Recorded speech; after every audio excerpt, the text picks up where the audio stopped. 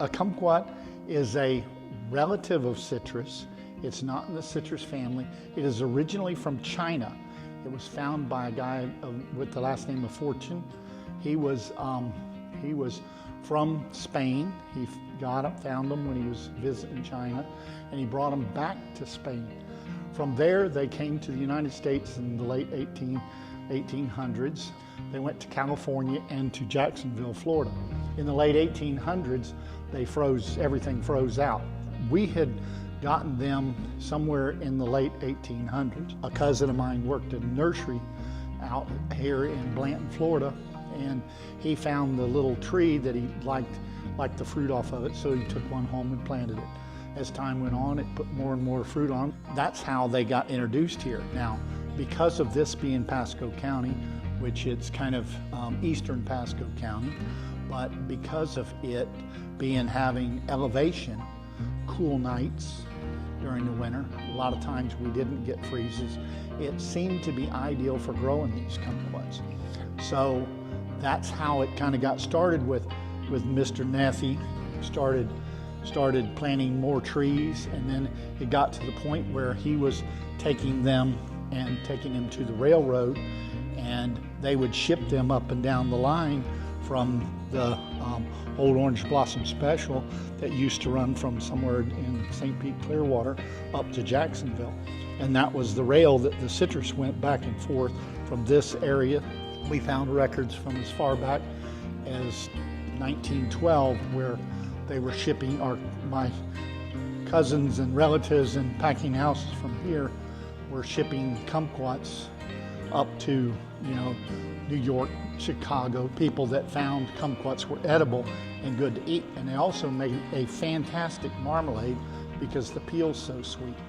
One of the things that keeps them different from citrus is they put fruit on when they're little itty bitty trees. In the first year of growing, once you plant one out, it will produce fruit. They were producing about 8 bushel to the tree, and a bushel weighs about 45 pounds. And then they continue to produce fruit more and more and more every year. So they got to the point where there was so much fruit. Well, they're also, during that time frame, they would use them as packaging in the orange boxes. They used to have a wood orange box, and it would hold 4/5 of a bushel. And they would ship that, and they would put the kumquats in the top of it with the tangerines for decorations. And people would eat them. It's the other thing that makes it different from citrus is that it is eaten peeling and all. The other difference between them and oranges is they put on multiple blooms. They bloom for multiple months. Normally, oranges only bloom for about a month. Kumquats bloom May, June, July, August, September here in Pasco County. Because of that, when we harvest multiple times, over and over and over again.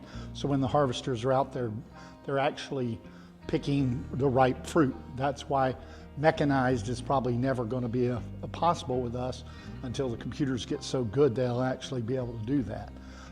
But it's actually done by color. And the other thing a kumquat will do is after it's harvested, if you pick one that's a little bit green, then it will ripen up, it will color up naturally.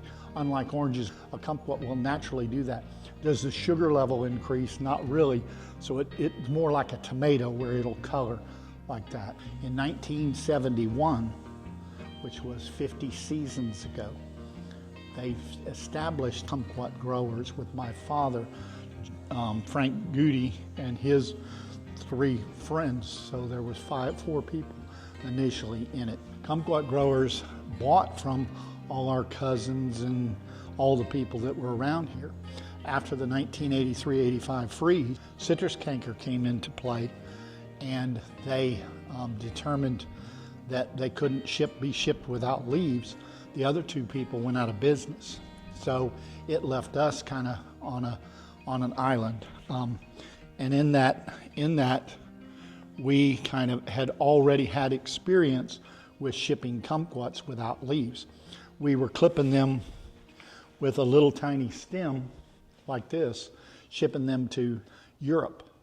and we were washing them and had to, so we knew there was a market for just the fruit. We've been here generations after generations, and we've been growing kumquats since the late 1800s, early 1900s, because everybody had a few trees in their grove, and that few trees in the St. Joe Blanton area, San Antonio, grew to groves of them, acreage of them. At one time, we had, well, we still do today, we have about 7 acres of kumquats here that Kumquat Growers owns. That's still the largest single owner grove that there is. As we went, we had to create recipes. So there were marmalade recipes, jellies, chutney. Miss Margie, some of the other ladies in the community here created cakes, cookies. My mother probably had 5 or 6 things, but she's the one that came up with the kumquat pie.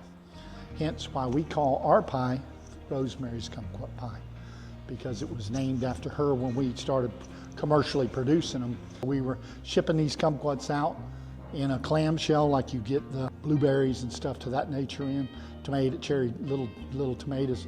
So that's how we got involved and we stayed in business. We had to change the way we did things.